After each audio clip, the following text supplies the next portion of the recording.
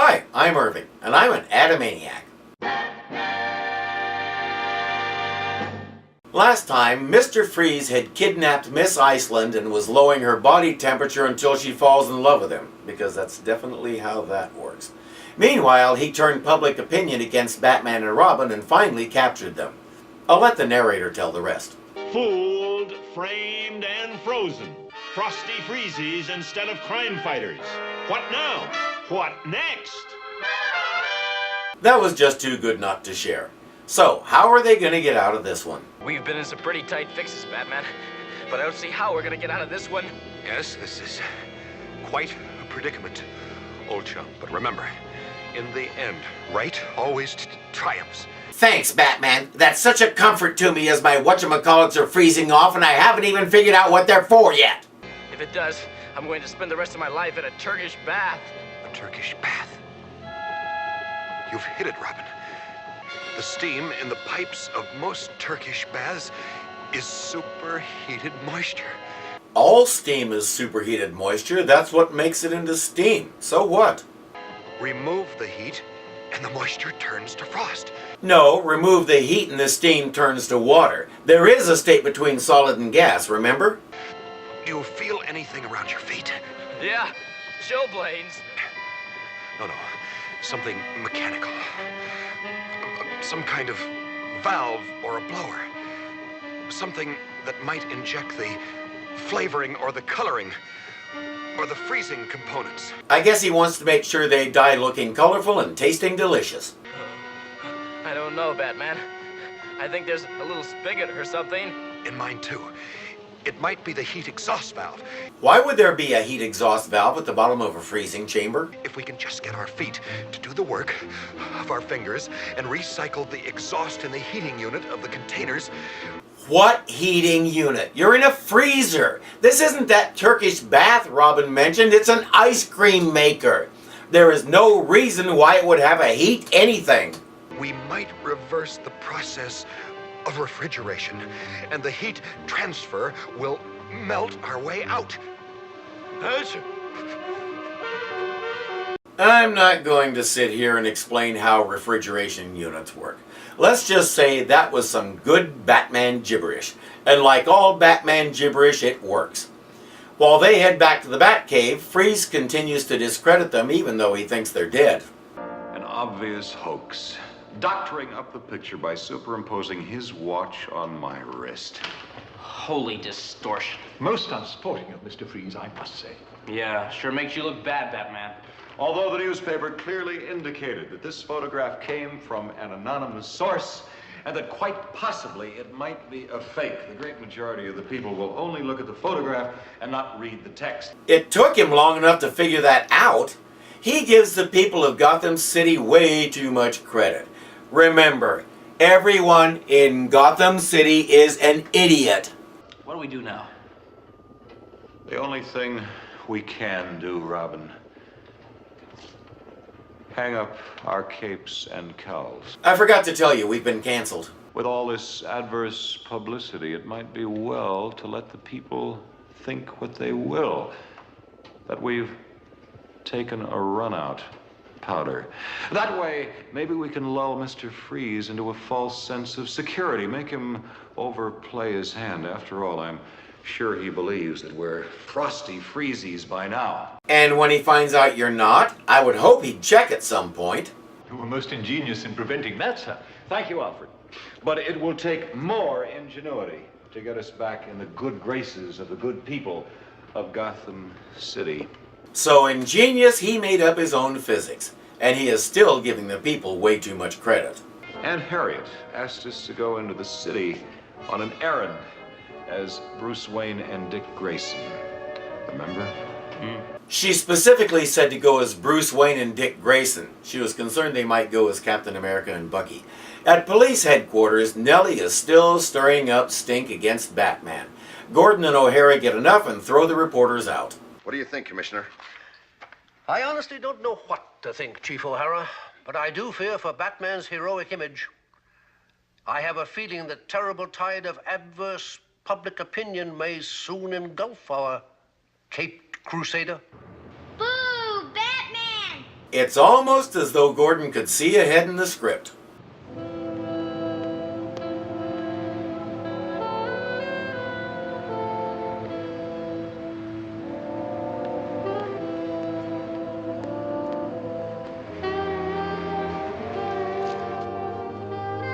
Gosh, Bruce, did you hear that?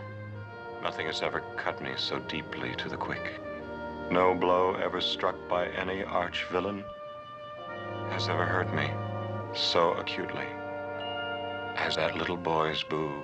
Little boy boo, come blow. I can't do it. That's too dumb even for this show. Why don't the newspapers mention anything about their sad end at the Frosty Freeze's factory? Maybe nobody's found them yet. Of course, Jill. And by the time they find them, they'll make freezes for Goliath. You can't get away with it. There is still the law. Good will triumph. No, it's Goodwill Hunting. Don't you know your future movies? He sends the city a blackmail note. Pay him $1 billion by noon tomorrow or he'll cover the entire city in ice. He says if you don't believe me, try turning on your water at 2 o'clock. They do and there's nothing. Anywhere in the city. Since the announcement, less than 2 hours ago, panic has hit the streets. Motorists have jammed the highways leading out of Gotham City. Traffic through the Gotham City tunnel is blocked for 3 miles. This afternoon, everything is complete chaos. That's the Gotham populace we know and love. At the first sign of trouble, run in circles, scream and shout. Everybody knows the city can't possibly raise that amount of money in such a short time, so they're pretty well screwed. Freeze tells Miss Iceland he's going to freeze her solid and take her to Switzerland. Do you suppose there's a possibility Mr. Freeze could be bluffing? Well, what would he hope to gain by burying Gotham City under all that ice? Bluffing? Never. As for what he could gain, revenge. I think I feel a Gordon speech coming on. Brace yourselves. Revenge for being forced to live away from society, alone in his own torturous world of sub-zero temperature. What can we do, Commissioner? Build a really big Turkish bath, quick. Do? I honestly don't know, Mayor Linseed. If only... Go ahead, Commissioner. Call Batman and Robin. If Gotham City ever needed them, she needs them now. Gordon makes the call. Deposit 10 cents for the first 3 minutes, please. This isn't a payphone, this is the bat phone. According to my chart, this is a payphone. Deposit 10 cents for the first 3 minutes, please. There's no place to put it. Then I'm afraid I can't help you. Goodbye. I never thought it would happen. But like so many others, I'm afraid I've lost faith.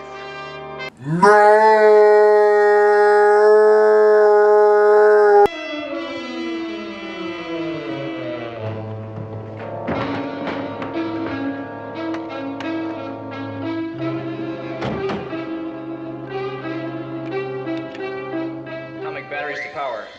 Turbines to speed.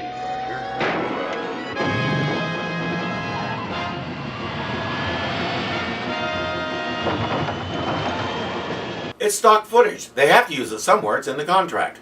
The Batmobile arrives at the cold storage place. Quite a change of heart, Batman. Tarnished reputations are unfortunate, Robin. We can live with those. However, a threat to all of Gotham City is something else. I'm sure he's in that cold storage plant. He and his stooges made a quick appearance at the Frosty Freeze's factory around the corner. Then we go. We go. Wiggle, boss. So who's going to pop out of the window during the bat climb? I love those.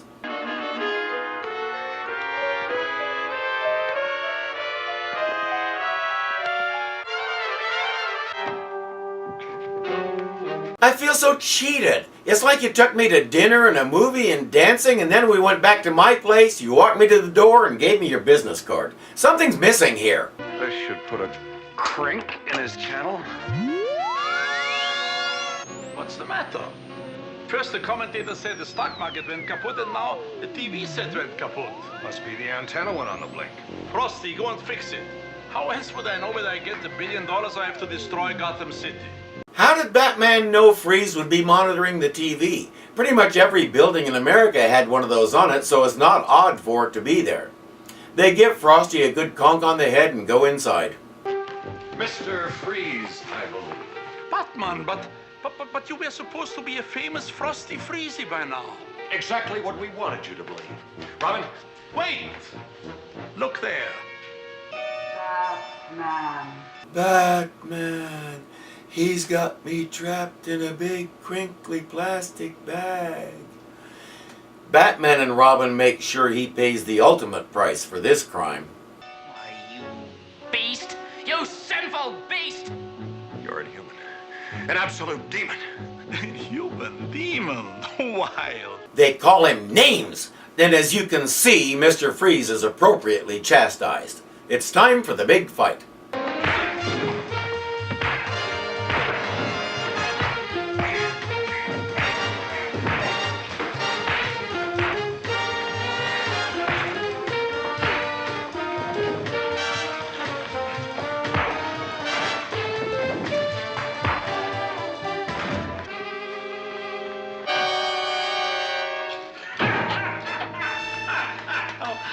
Or not. He really needs to start leaving Robin home. The kid has a glass jaw.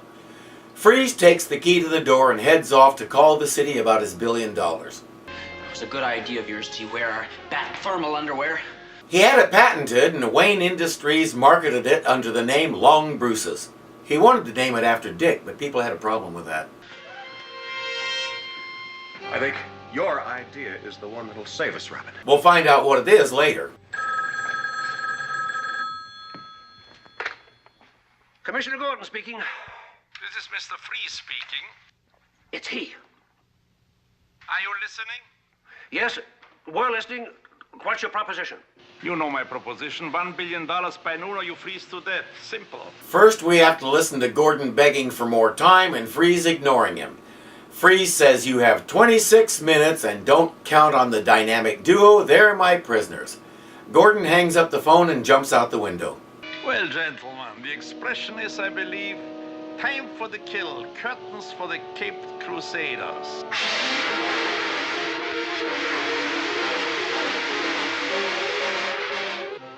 What happened?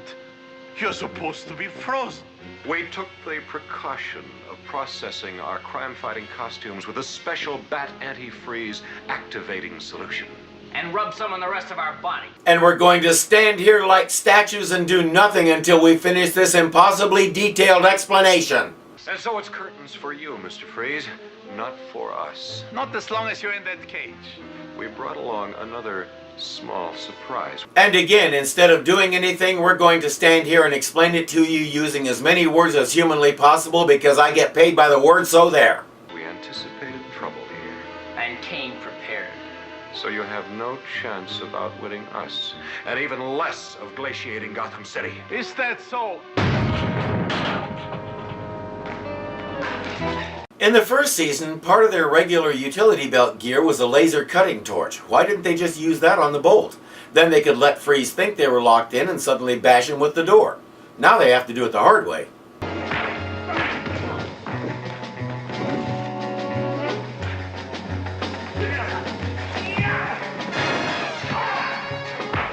That was pretty amazing. A lot of imagination goes into this fight choreography.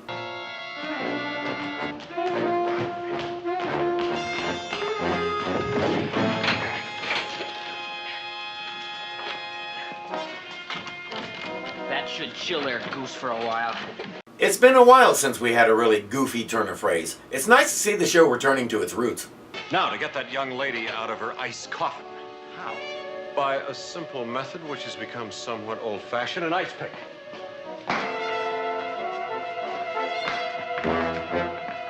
By the time he freed her with that thing, he had only taken out one of her eyes and sliced off 3 of her fingers. She was quite grateful.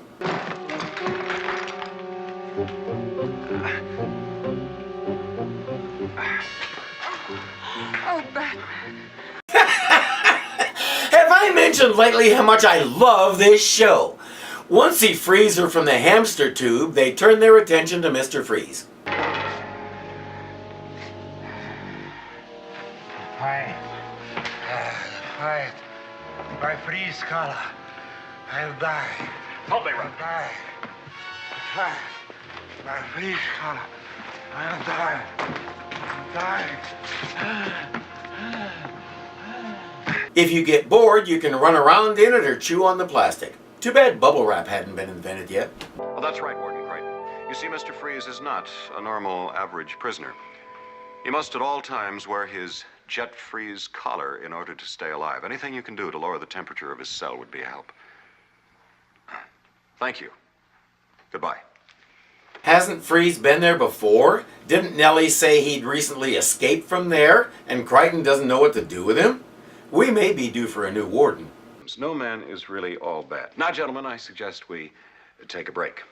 We have tickets for tonight's finals in the Gotham City Miss Galaxy contest. I know Robin is a little young for this sort of thing, but... I'm not going to be young all my life, Batman. And besides, beauty contests are practically an American institution.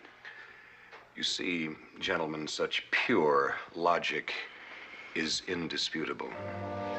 Exactly how young is Robin supposed to be? He's in high school, and I believe he's supposed to be a senior. That was sort of implied in the first season when the Joker was messing around at the high school. So that means he's at least 17. I don't know what planet Batman lives on, but a 17-year-old guy in 1966 was anything but naive. He acts like Robin's only 13 or 14. It's really weird.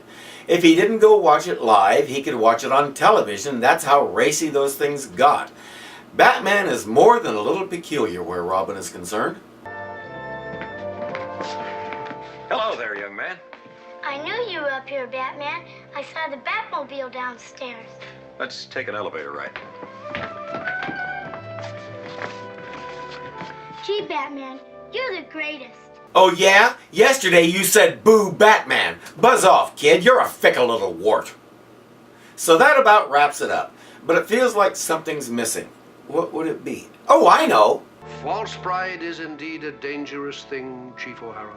False pride? We were talking about beauty contests. I'm talking about myself. How hard it is to admit when I'm wrong. But I was wrong. So wrong. When I ever even imagined I was losing my faith in Batman. Gordon hadn't broken the fourth wall yet. This story is both delightful and infuriating. It's delightful for the goofy lines and antics, the crazy explanations for stuff, seeing what a bunch of wishy-washy turkeys the Gotham populace is, and except for saying wild all the time, Otto Preminger was a much better Mr. Freeze than his predecessor. But it's infuriating because everybody forgot about Miss Iceland. At one point, someone said Iceland was talking about cutting off diplomatic relations over her kidnapping, and then she just vanished from everybody's radar except Mr. Freeze's.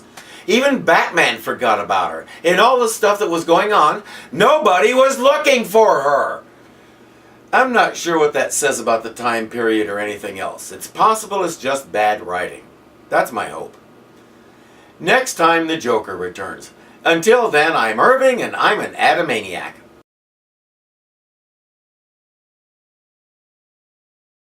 Hey everybody, I have a bat phone.